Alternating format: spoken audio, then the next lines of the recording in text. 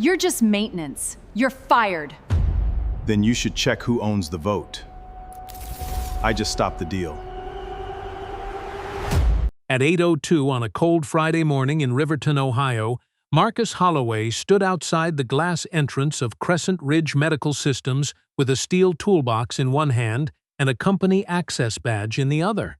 His day had begun with coffee, a hurried breakfast, and a reminder to his 7-year-old son, Jordan, about the science book due back at school. After dropping him off, Marcus drove across town to East Marlow, arriving early enough to review overnight production records before the first executive meeting began. The plant rose behind the security desk in pale concrete and blue-tinted glass, its name stretching across the lobby wall in brushed silver letters. Marcus had approved those letters years earlier. That morning, however, the guard behind the desk looked at him as though he had wandered in from the loading dock. "Contractors use the east entrance," the guard said, pointing toward the service road without examining the badge Marcus had placed on the counter. Marcus knew that look. He had seen the same quick calculation before. A black man carrying tools was assumed to belong at a service entrance before anyone bothered to read his badge. His photograph was clear. His name appeared beneath a blue stripe marked Executive Access, though the title below it read Process Advisor. "This badge opens this entrance," Marcus said. His voice remained even, but he felt the familiar strain of having to prove something that had already been established. The guard finally picked up the card and studied it longer than necessary. While he did, 2 senior managers entered behind Marcus. Both wore tailored coats and carried leather bags. The guard greeted them by name and waved them through without requesting identification. One of the men gave Marcus a distracted nod before disappearing toward the elevators. "I still need authorization," the guard said, reaching for the phone. Marcus looked through the glass partition toward the production floor. Indicator lights blinked across the assembly lines, and the low vibration of machinery traveled faintly through the tile beneath his shoes. Somewhere inside, technicians were preparing another batch from a supplier Marcus had challenged 10 months earlier. Overnight records suggested the lot was still moving toward final inspection, despite an unresolved hold request. The numbers did not accuse anyone. Numbers rarely did. They simply waited for someone willing to read them without deciding in advance what they ought to say. "Is there a problem here?" asked Dana Mercer as she approached from the administrative corridor. The head of Human Resources wore a cream coat and carried a tablet against her chest. Her eyes moved from Marcus to the toolbox, then to the guard. "His access level doesn't match his role," the guard explained. Dana offered Marcus a small professional smile, the kind designed to end a conversation without resolving it. "It's probably a system issue. Marcus, would you mind using the east entrance this morning? We can review your access later." Marcus held her gaze. "Would you have asked either of the men who just walked in to do that?" The smile remained, but the muscles around her mouth tightened. "This isn't about anyone personally. It's standard procedure." "A procedure applied to one person is not a standard," Marcus said. He did not raise his voice. That seemed to make Dana more uncomfortable than anger would have. Through the glass doors, Ben Wallace entered carrying a black equipment case nearly identical in size to Marcus's toolbox. The guard opened the gate before Ben had fully removed his badge from his pocket. Ben slowed when he saw Marcus standing beside the desk.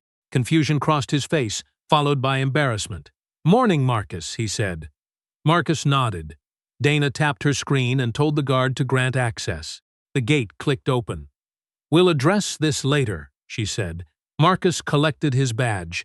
That is what people usually say when they intend for something to become normal. He walked into the lobby without waiting for a response. The silver company name reflected across the polished floor, but the wall beneath it looked emptier than Marcus remembered. A photograph that had once hung near the elevators was gone. In its place stood a framed portrait of Claire Whitfield, the chief executive officer, beneath a sentence describing her as the leader who had transformed Crescent Ridge from a regional workshop into a national medical manufacturer. Marcus paused only long enough to notice the wording. Erasure rarely happened all at once. It began with a photograph moved into storage, a title revised in a company history, or a contribution described as assistance instead of leadership. Eventually, the new version became easier to repeat than the truth. His phone vibrated. A message from Luis Alvarez waited on the screen. Claire moved the all-staff meeting to 10. Mandatory. Claire had scheduled no company-wide meeting the previous evening. Marcus slipped the phone back into his jacket and continued toward the quality control wing. Ben caught up near the elevators. "About the entrance," he said quietly. "That didn't look right." Marcus pressed the call button. "It looked ordinary," he replied. "That is why it matters." The elevator doors opened. As Marcus stepped inside, he looked once more toward Claire's portrait. She knew he still controlled 64% of the voting rights needed to sell Crescent Ridge, but she believed a proxy uploaded to the transaction file 2 days earlier had neutralized his power to stop her. She did not know Marcus had spent 10 months documenting the company's failures, or that before 2 that afternoon, the authority she claimed would collapse under a signature he had never written. 16 years earlier, Crescent Ridge Medical Systems had been little more than a rented machine shop near South Ellison, where winter winds slipped through the loading doors and every large order felt like a test of whether the company would survive another month. Marcus had started with 2 rebuilt milling machines, a drafting table, and a belief that precision mattered most when the person relying on the final product would never know his name. His wife, Renee, understood that belief better than anyone. She worked in rehabilitation medicine and had seen how a component no larger than a thumb could determine whether a device performed as expected during the worst moment of someone's life. Together they shaped the company around 3 promises. No defect would be hidden to protect a quarterly report, no cost reduction would be accepted if it transferred risk to a patient, and no employee would be treated as disposable, simply because a spreadsheet made replacement look convenient. Those principles did not make the early years easy. During a recession, a hospital network canceled a major order while Crescent Ridge was already carrying debt from a new production line. The bank gave Marcus 30 days to improve the numbers. His accountant advised layoffs. Several board members called reductions unavoidable. Instead, Marcus sold personal equipment, refinanced his home, and suspended his own salary. The decision protected nearly 180 jobs, though almost no one knew the full cost. He had never believed generosity required an audience. Luis Alvarez, who had supervised the production floor since the company's 2nd year, disagreed with that silence. "People should know what you did." Luis told him one evening as they stood beside a machine that had finally stopped overheating. Marcus wiped grease from his hands and shook his head. "They should know their work kept this place alive. They don't need to feel they owe me for showing up." That answer satisfied Marcus, but time would prove it had consequences. Years later, after Renee died, Crescent Ridge had grown beyond anything the original shop could hold. It employed hundreds of people, supplied medical manufacturers across several states, and operated from the East Marlow plant. Renee's death changed the rhythm of Marcus's life more completely than any market crisis had. Jordan was still very young, and the sudden silence in their home made Marcus aware of every evening he had spent at an airport, every meal interrupted by a call, and every promise pushed to another day. He began to measure success less by expansion and more by whether he was present when his son expected him to be. The chief executive role demanded constant travel, late negotiations, and the kind of attention that consumed every quiet hour. Marcus stepped away from daily control not because he had lost confidence in the company, but because he understood that leadership sometimes meant admitting where one person could no longer be fully present. He placed his shares into the Holloway Family Stewardship Trust, preserving 64% of the voting authority and retaining approval rights over any sale, merger, or change of ownership. The trust also protected Jordan's future without making the boy part of the company's public identity. Marcus remained involved in safety, manufacturing, and long-term standards while allowing someone else to manage operations. Claire Whitfield had seemed like the right choice. She arrived with experience in corporate expansion, strong relationships with lenders, and the polished certainty investors found reassuring. During her final interview, she told Marcus that a founder's greatest achievement was building an organization strong enough to continue without his face at the center of it. At the time, he found the statement thoughtful. Later, he understood that Claire had heard something different in his decision to step back. She heard permission. During the first year, she consulted him regularly. In the second, invitations began arriving after decisions had already been made. By the third, Marcus noticed his written recommendations appearing in presentations under other names. The company history displayed in the lobby was revised. Renee's role disappeared first, reduced to a sentence about early clinical guidance. The photograph of Marcus and Renee outside the original shop was removed during a renovation and never returned. The apprenticeship program created in honor of Marcus's father became the Whitfield Future Leaders Initiative. Claire described each change as branding, modernization, or consistency. Marcus objected privately but did not force the issue. A name on a wall, he told himself, mattered less than a safe product leaving the building. Luis warned him again. You think silence protects the work. Sometimes it only gives someone else room to claim it. Marcus still believed results would outlast presentation. Then the results began to change. Vendor approvals moved faster. Quality objections were described as resistance. Production targets appeared before engineering reviews were complete. Claire spoke more often about making Crescent Ridge attractive to strategic investors, though Marcus had authorized no sale. The turning point came 10 months before the morning at the security desk, when Marcus opened a heat test report showing that 3 pressure control valves had changed shape under sustained temperatures they were designed to withstand. The variation was small, but he had spent too many years around precision equipment to mistake small for harmless.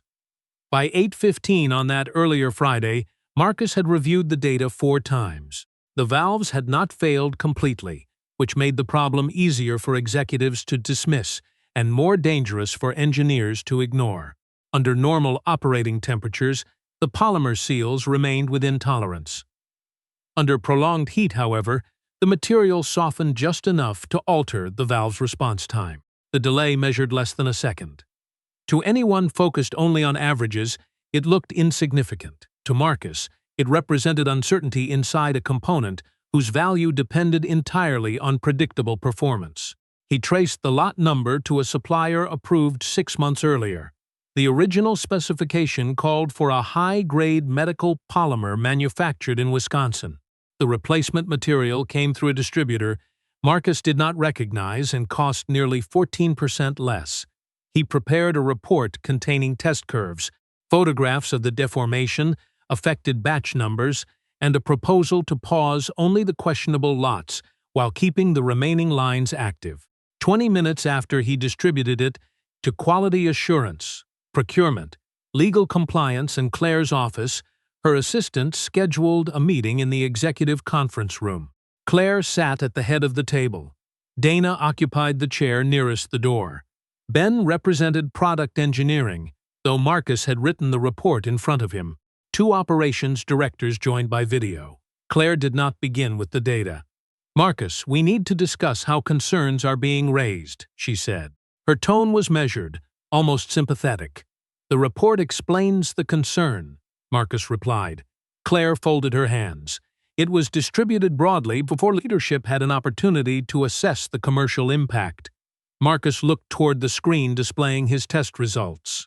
The commercial impact does not change the material response. Claire's expression remained composed, but the softness left her eyes. No one is asking you to ignore safety. We are asking you to communicate in a way that does not create unnecessary alarm. Marcus asked which statement in the report was inaccurate. Claire did not answer directly. She said his language was too absolute, his approach lacked collaboration, and his history with the company sometimes caused him to treat recommendations as instructions.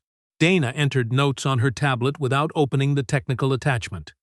Are we evaluating the report? Marcus asked. Or are we evaluating the person who wrote it? Silence settled over the table. Claire leaned back. That question is exactly the kind of framing I mean. You turn a normal leadership discussion into a confrontation. Marcus had spoken calmly and cited the measurements, yet the meeting had shifted away from whether the valves were safe and toward whether he was sufficiently agreeable while describing the risk. Claire instructed Dana to document concerns about his communication style and resistance to executive direction. She approved continued preparation of the shipment while ordering Ben to conduct an additional review. Outside the room, Ben followed Marcus toward the elevators. "I read your report," he said. "The data is solid." Marcus pressed the button. "Then say that in the next meeting." 3 days later, Ben presented the same findings to the product committee. He reorganized the slides, replaced Marcus' recommendation to pause the affected batches with the phrase "targeted containment," and described the material change as an opportunity for proactive risk management. Claire praised his judgment, calling the presentation balanced, constructive, and executive-minded. Marcus watched the room accept the conclusion it had rejected when he delivered it. Afterward, Ben found him in the calibration area. "I didn't realize she would treat it differently," he said. Marcus adjusted a gauge before responding. "You did not create the difference, but I benefited from it." Marcus looked up. Ben appeared less defensive than unsettled, as though part of a workplace he had assumed was neutral had suddenly become visible. "Then decide what you do after you see it," Marcus said. The independent laboratory results arrived that afternoon. The new polymer showed accelerated deformation under sustained heat and did not meet Crescent Ridge's historical performance margin. Marcus forwarded the findings to compliance. His message returned with an automated notice, stating that his quality system privileges had been reduced by executive administration. A minute later, Evelyn Carter appeared at the doorway carrying a thin blue folder. She closed the door behind her and placed it on the workbench. "Your access is not the only thing Claire changed." Inside were payment records for the company that had recommended the new supplier. Marcus read the total twice, $1.4 million. The problem was no longer a questionable material choice. Someone had created a financial reason for Crescent Ridge not to see what the tests were showing. Evelyn had spent nearly 3 decades learning that financial misconduct rarely announced itself with a dramatic number. It usually arrived disguised as routine, an invoice just below the approval threshold, a vendor name similar to a legitimate firm, or a service described broadly enough that no one could prove it had not been performed. The folder contained 32 invoices from Grayson Compliance Partners. Crescent Ridge had paid the company for supplier assessments, regulatory training, risk reviews, and compliance workshops across 4 facilities. Yet Evelyn could find no attendance records, completed audit reports, travel reimbursements, or system logs showing Grayson personnel had accessed the company's quality platform. Some invoices charged for training on dates when the East Marlow plant had been closed for maintenance. Others described inspections at warehouses Crescent Ridge did not operate. Claire's name appeared on the executive authorizations. Owen Whitfield, her brother, appeared on the service agreement as Grayson's strategic advisor, though Claire had never disclosed the relationship to the board. "Is he an owner?" Marcus asked. "Not on the public filing," Evelyn said. "Grayson is registered to a corporate agent in Pennsylvania. Its listed president is a former associate of Owen's, and its mailing address is shared by more than 40 companies." Marcus did not call it fraud. A relationship could be improper without being illegal. Missing records could reflect carelessness. Suspicion became useful only when it survived verification. "What can we prove?" he asked. "We can prove the payments occurred, the supporting records are incomplete, and Grayson recommended the polymer supplier. We cannot yet prove who benefited." Evelyn then showed him a compensation schedule attached to the supplier agreement. Grayson received a performance fee based on the annual savings generated by vendors it introduced. The cheaper the approved material, the larger the consulting payment. The arrangement did not explicitly require anyone to lower standards, but it rewarded the exact decision Marcus was challenging. They built an incentive around savings, Evelyn said, then allowed the company being rewarded to participate in the compliance review.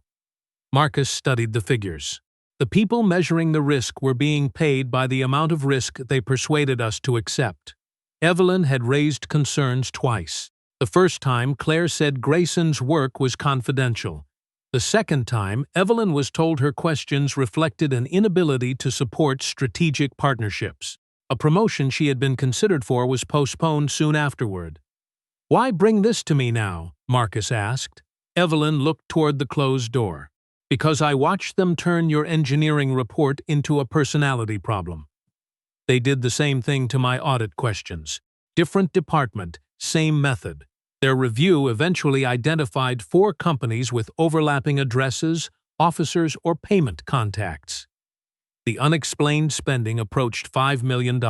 One company billed Crescent Ridge for emergency storage at a site property records identified as undeveloped land. Another charged for workforce certification that the listed employees had never received.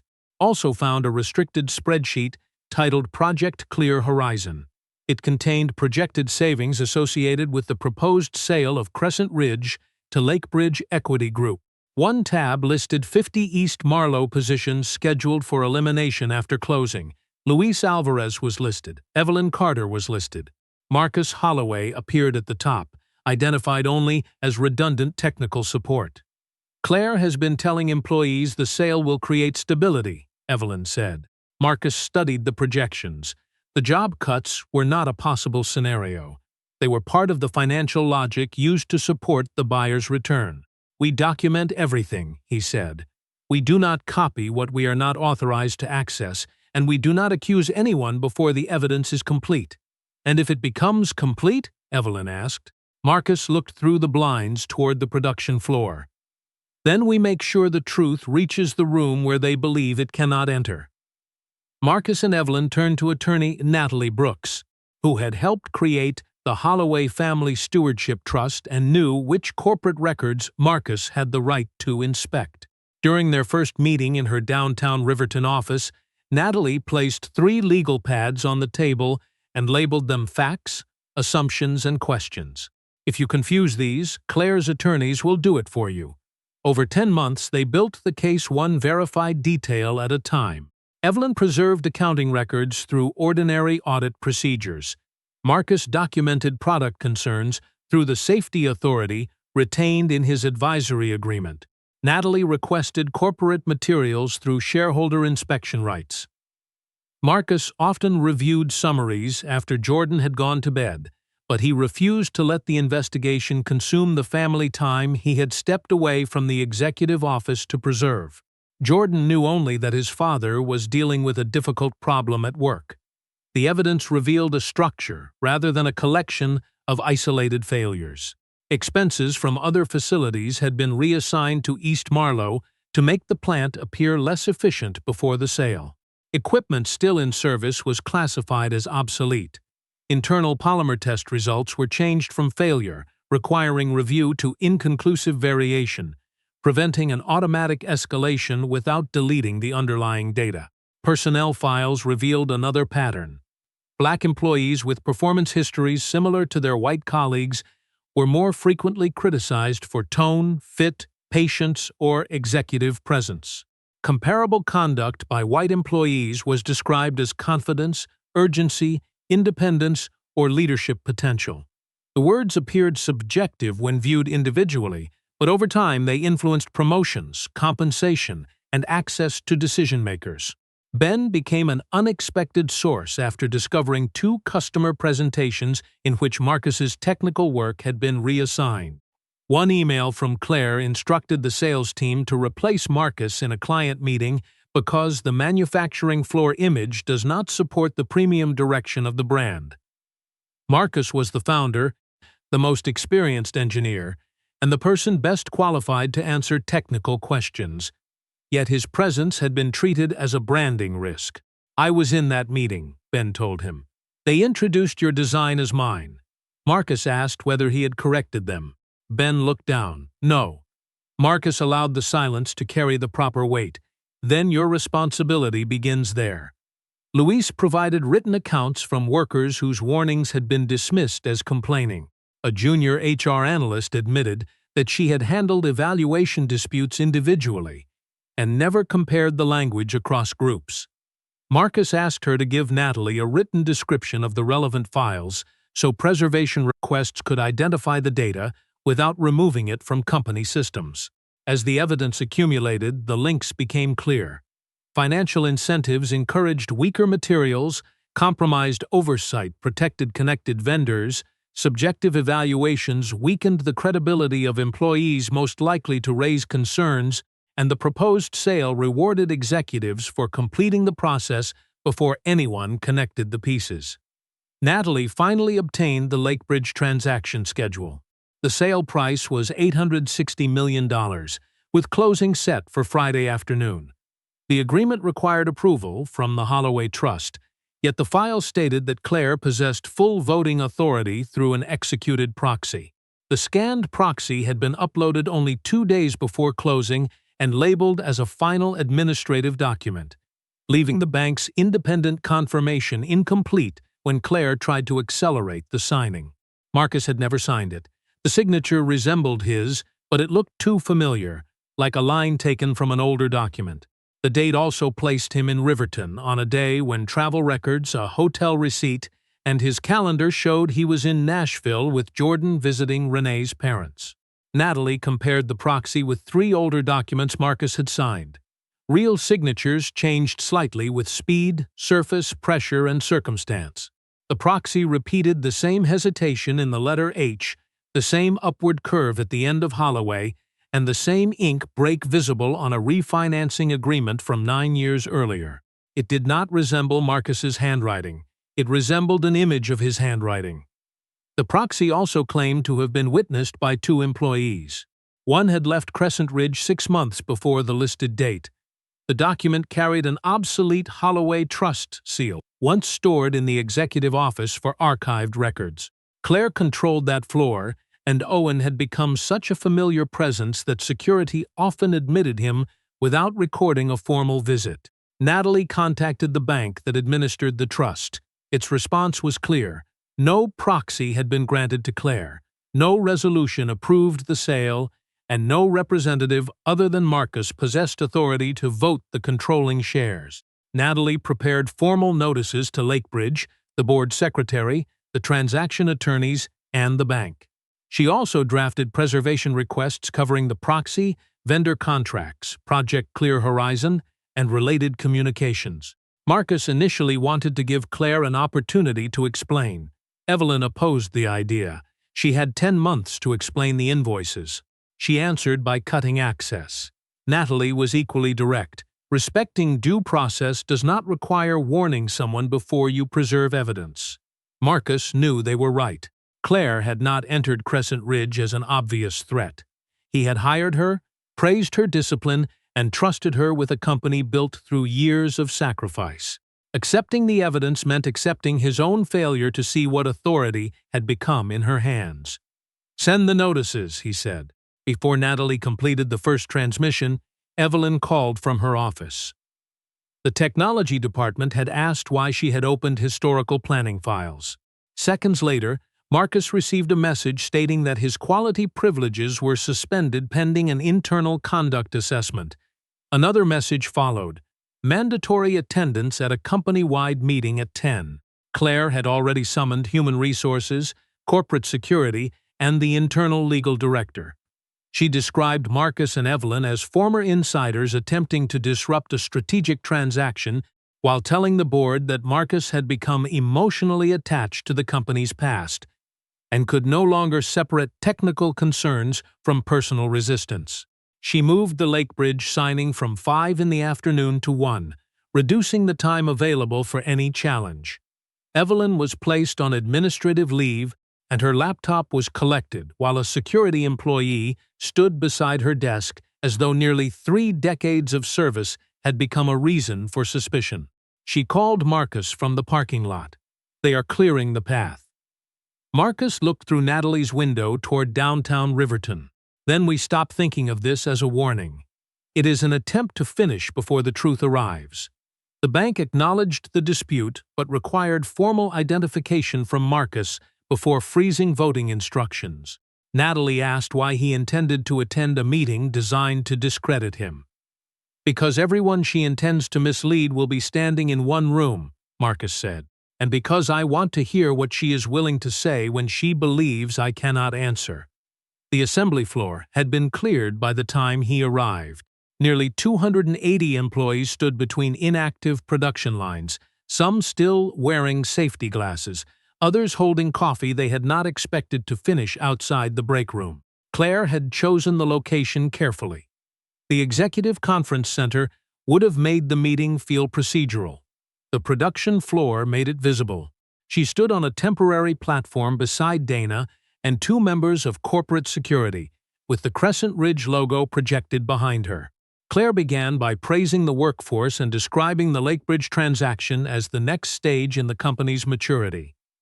She promised access to new markets, expanded research capacity, and long-term stability. Marcus knew 50 people listening to her had already been placed in the reduction model. Claire then said major transitions sometimes revealed individuals who could not adapt. Crescent Ridge, she explained, required disciplined communication, respect for leadership, and the ability to separate personal history from professional responsibility. She called Marcus forward under the pretense of clarifying his operational role during the transition.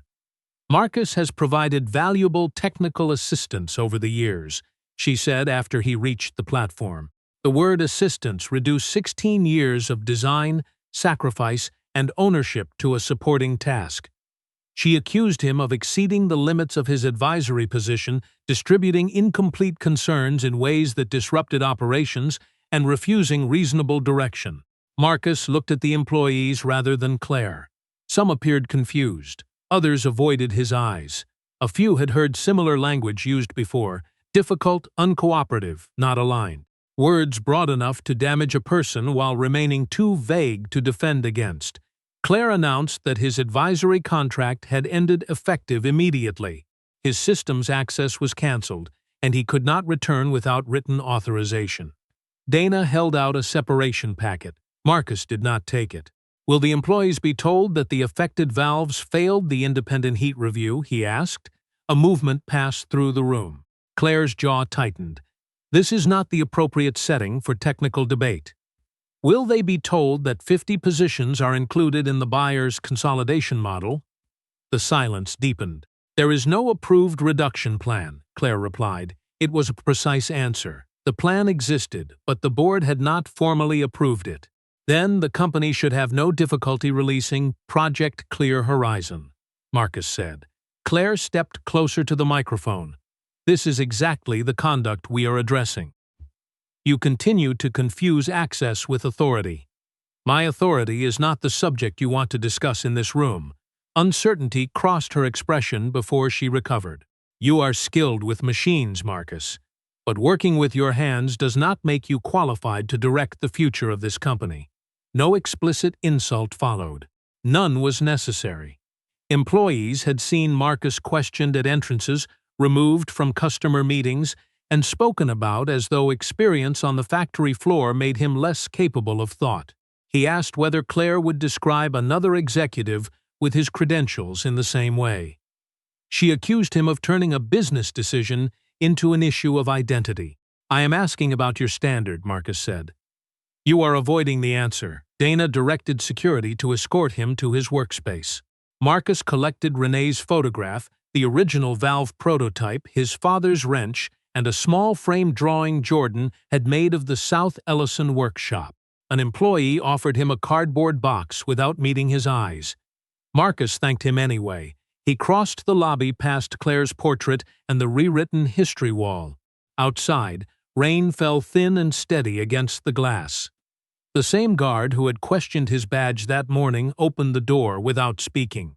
Marcus placed the box in his car and sat behind the wheel. His humiliation was real, but stronger than humiliation was clarity. Claire had been given every opportunity to tell the truth. She had chosen spectacle instead. Marcus called Natalie. "Freeze every authorization connected to the Holloway Trust." "To Lakebridge immediately?" she asked. "To everyone. The bank, the board, the buyer, and transaction counsel." He looked at the dashboard clock. 7 hours remained before the original closing time, but Claire's accelerated signing was less than 3 hours away. Preserve the security footage from this morning too. Why? Because the way this began matters as much as the way it ends. The first notice reached Lakebridge 11 minutes later. It did not accuse Claire of fraud. Natalie knew precision carried more weight than outrage.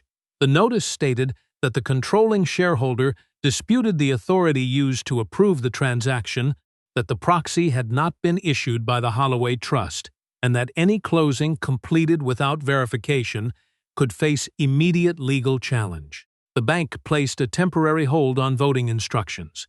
The board secretary acknowledged that no sale could be certified until the ownership dispute was resolved. Lakebridge's attorneys advised Daniel Price to suspend signature preparations. Claire called the notice a pressure tactic from a disgruntled former advisor. Daniel had negotiated enough acquisitions to recognize when someone answered a document question with a character argument.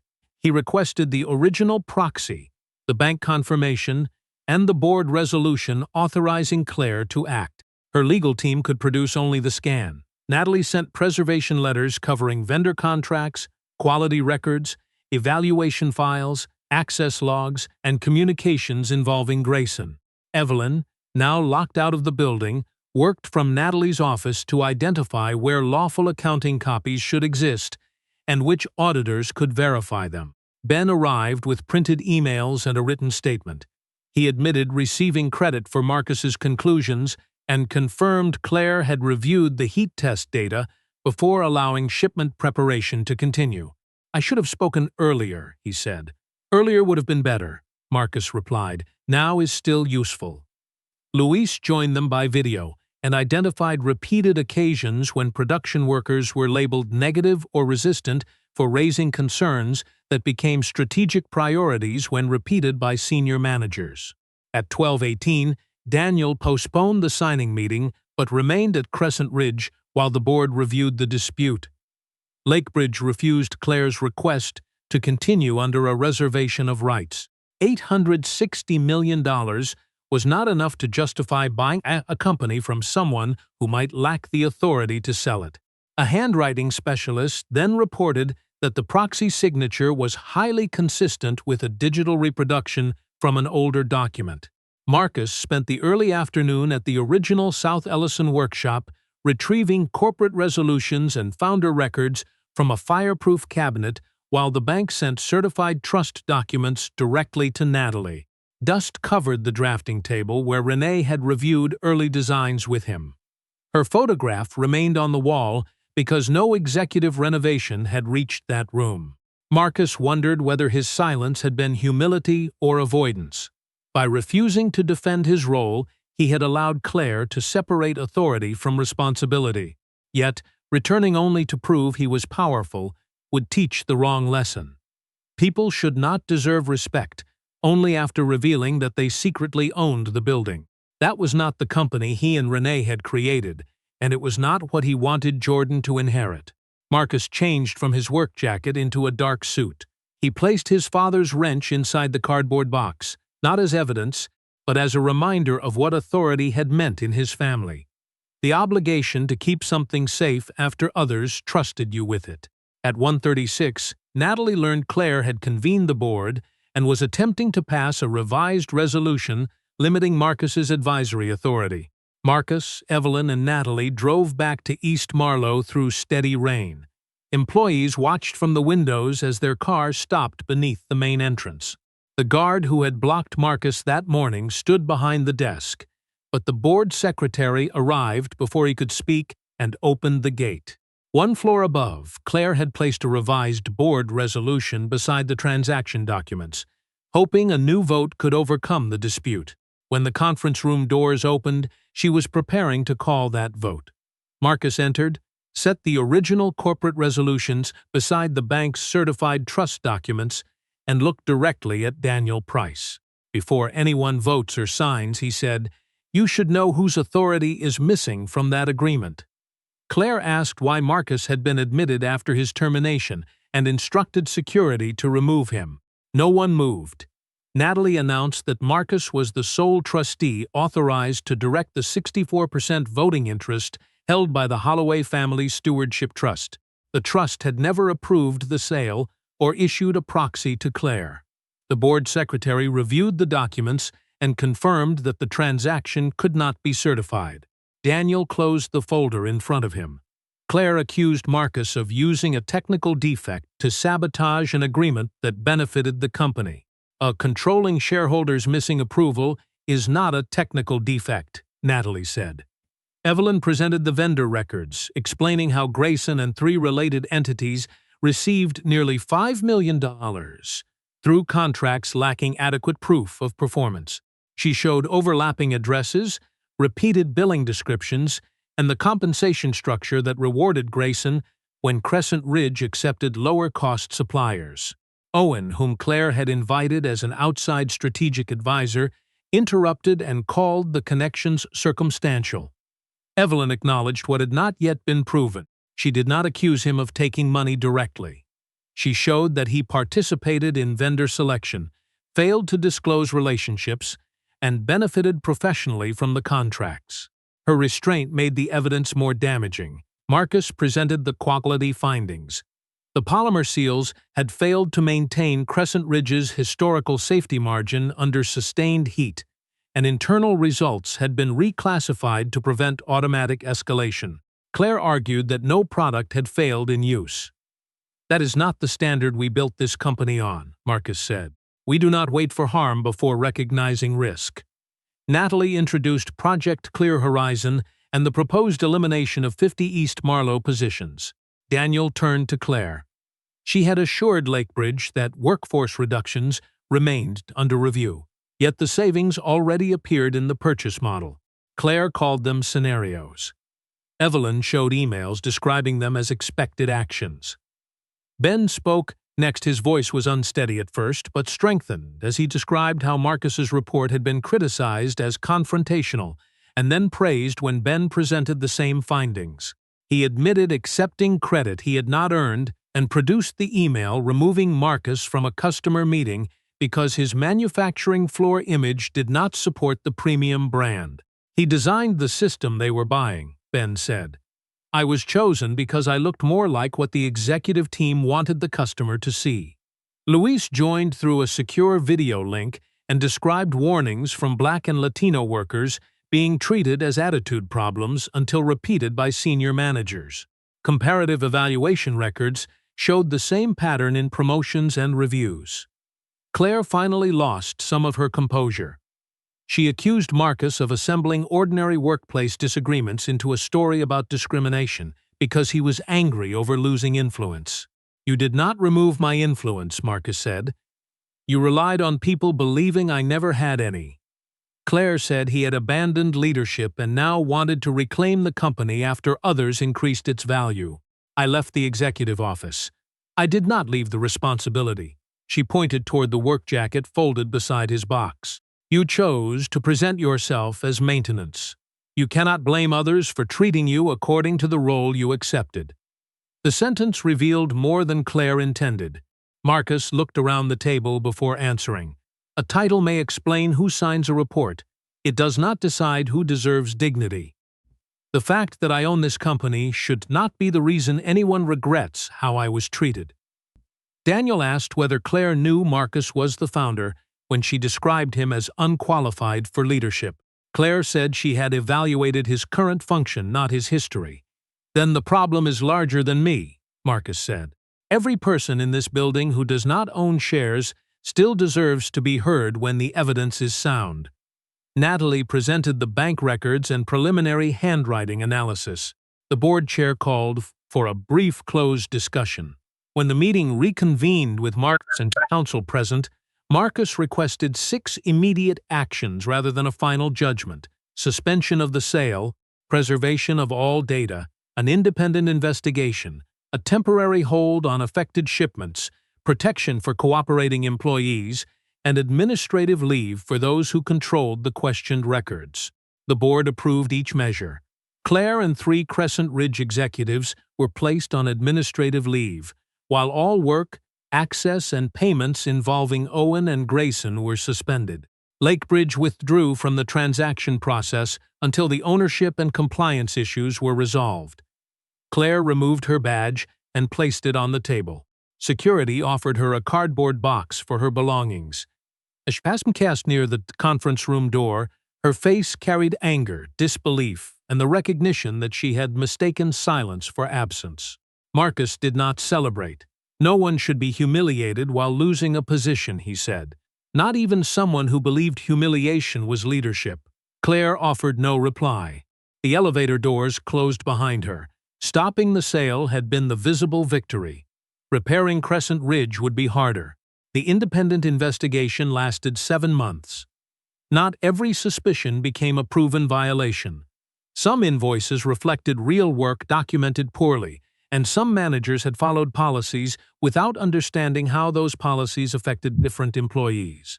Marcus insisted that the final report distinguish negligence, bias, conflicts of interest, and deliberate deception. Justice lost its value when it stopped caring about accuracy.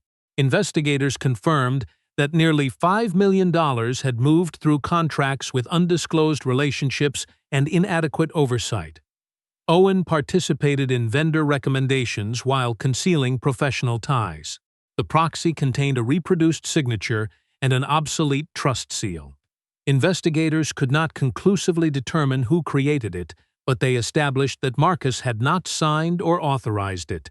Quality data had been reclassified to avoid automatic review, and the lower-cost polymer had been approved through a process influenced by improper financial incentives. The affected shipment was stopped before reaching customers. Crescent Ridge reported the issue voluntarily, replaced the material, and accepted the cost.